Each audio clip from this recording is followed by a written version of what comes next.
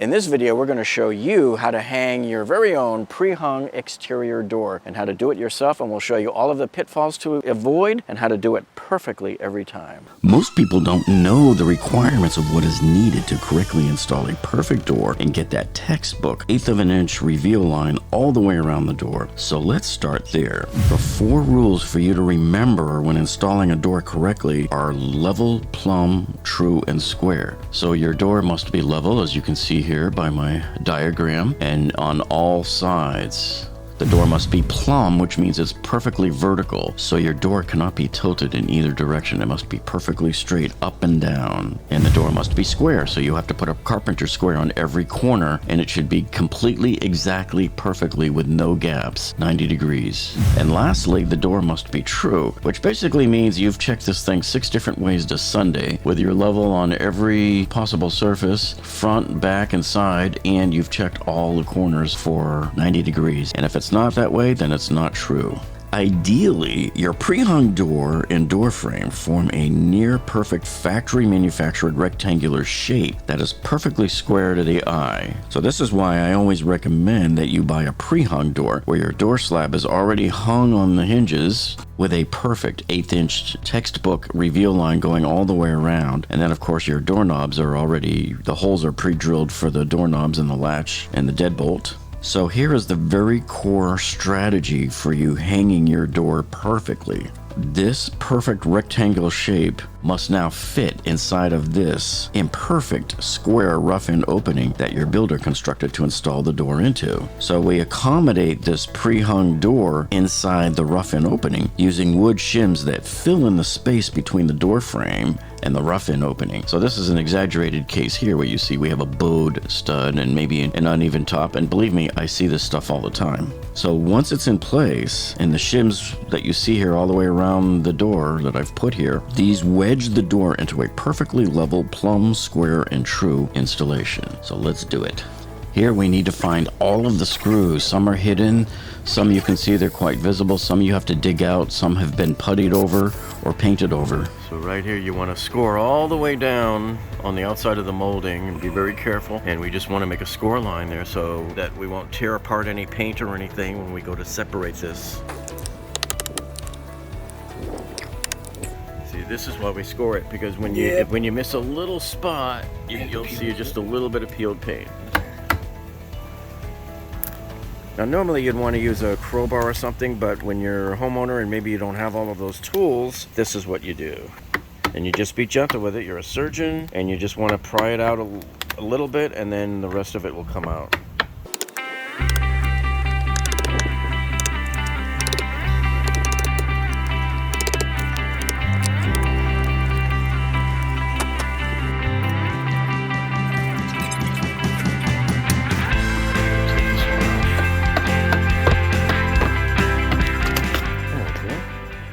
Comes right off. Be careful with the safety of these nails, folks. Either use a hammer to push the nail down, or make sure this stays on the ground flat like that. You don't want nails sticking up. Boom. Done. Give it to me. And these are the OSHA required sandals. Say hello to my little friend. Say hello to my little friend!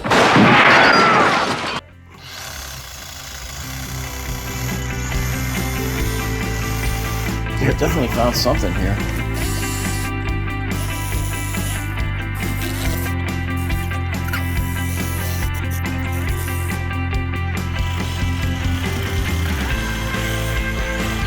See how now that we sawzalled it and separated it, There we go.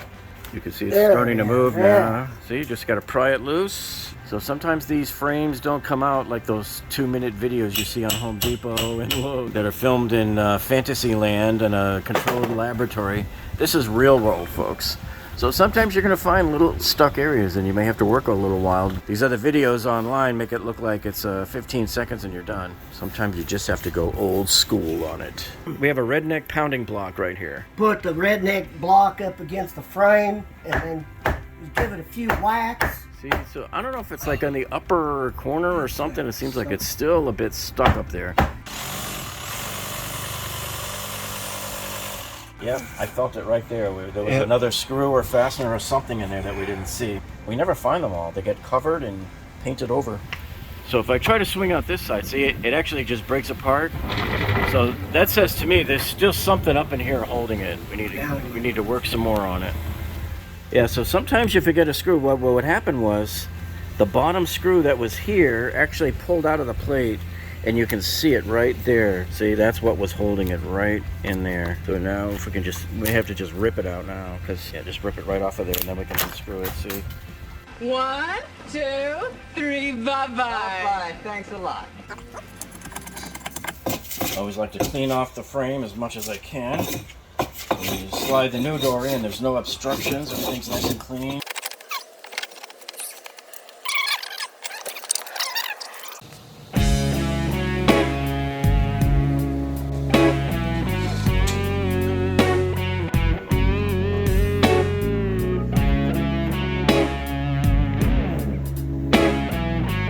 Now this is where you need to make sure you have all of the right fasteners. We have concrete wall on this side, so we're going to need Tapcon anchors. Those are the blue screws. And then on this side we have wood. So here we can just use regular screws. And here in Florida I prefer to use like the 3-inch and above for hurricane and for building code purposes. Okay, so here we're going to be using the Star Drive deckmate screws. And I like these better because it's a lot easier to drive when you're using these stars here instead of Phillips head. And then they usually come with their own bit. If you don't have a star bit, these are T25s. Now before we set the door frame into place, we want to run some silicone all the way down here on both sides of the frame. And we're going to run some over here as well. And we only start with the hinged side first because everything hinges on this being level, perfect. It has to be level, square, and plumb. So now we're adding the silicone into these corners here.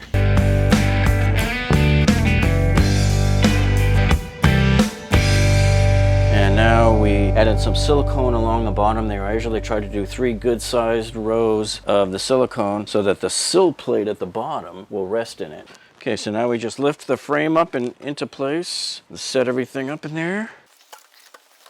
Okay, this side's in. So now you can go around that side and give it a lift and a kick at the same time.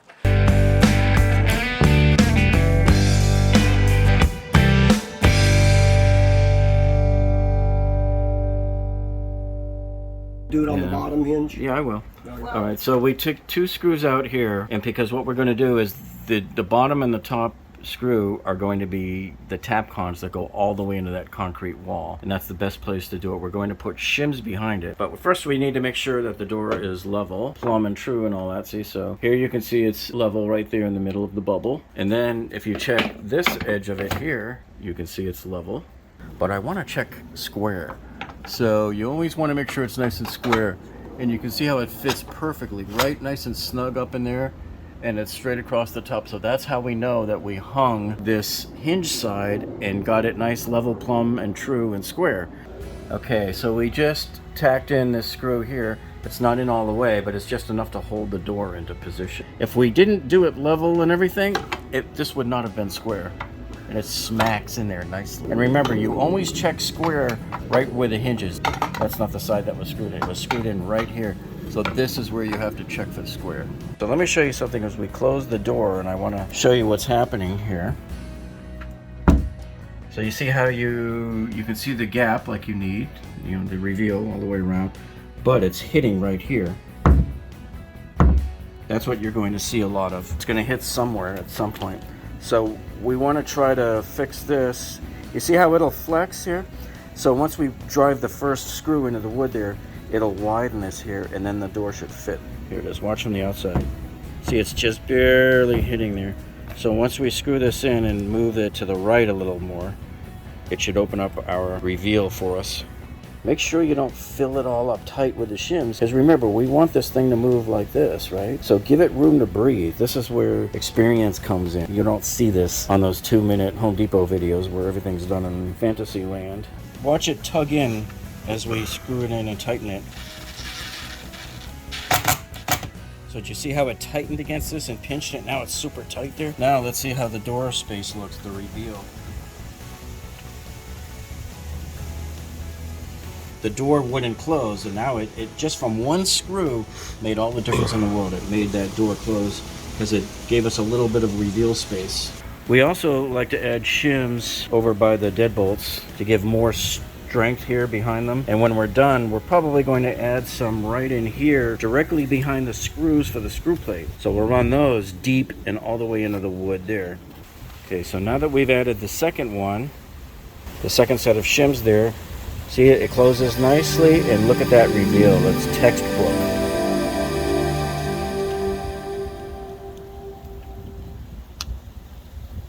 Okay, there you go. Okay, and then Okay, so as we look around the weather stripping, we don't see any light coming in there, so that's good. So that's what you want to do. You want to inspect all the way around here. Now, of course, over here we still have light coming in. Yeah, this right here all needs to get sealed up, well, with the foam and everything. So here's a close-up look of all of our shims and what we had to do. You want to try to make sure your door frame is in the middle of the space. Okay, so as you can see, here's the final product, and it's all set up, but you can see how many of the shims that we stuck in here. I like to make sure that I'm always behind the hinges, right near the hinges, in the middle of the door, the bottom middle of the door, and then this hinge down here, and this hinge here.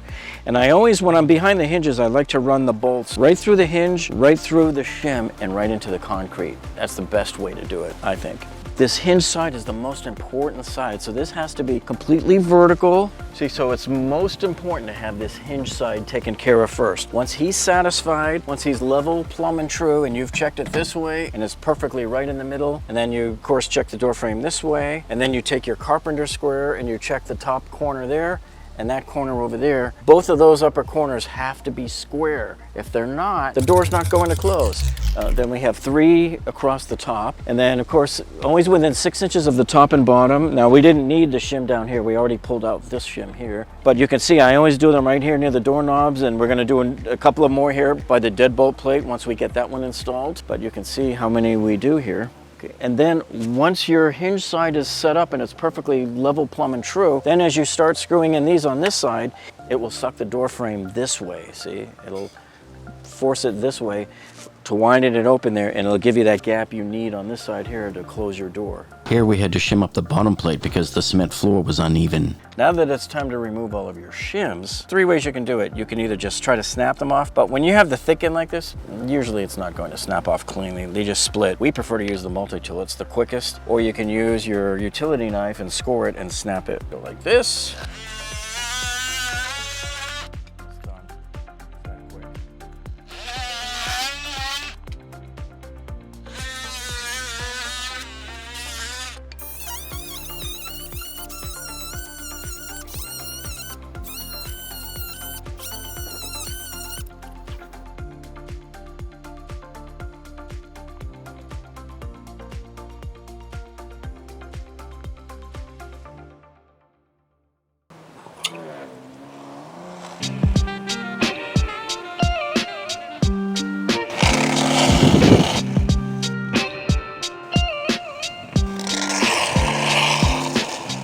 You stick the straw back in there and let it fill up the whole cavity. So you can see how it's expanding.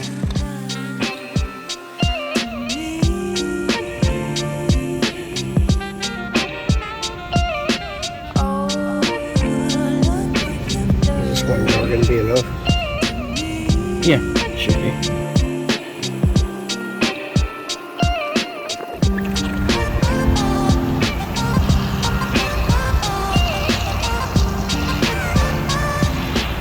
Sure, you learned a lot of useful DIY information on this video, and you'll want to make sure you're subscribed because you don't want to miss out on any of these other videos that we do here. Like you can see kitchen remodeling, we have bathroom remodeling tips for you, and all sorts of tiling videos, and we cover, of course, all of the great shop with me's at Lowe's, Costco, Sam's Club, Home Depot, and of course tool review videos, and we cover all sorts of engineering disasters. And some of our subscribers also know, look at all of these great tool giveaways we do from time to time.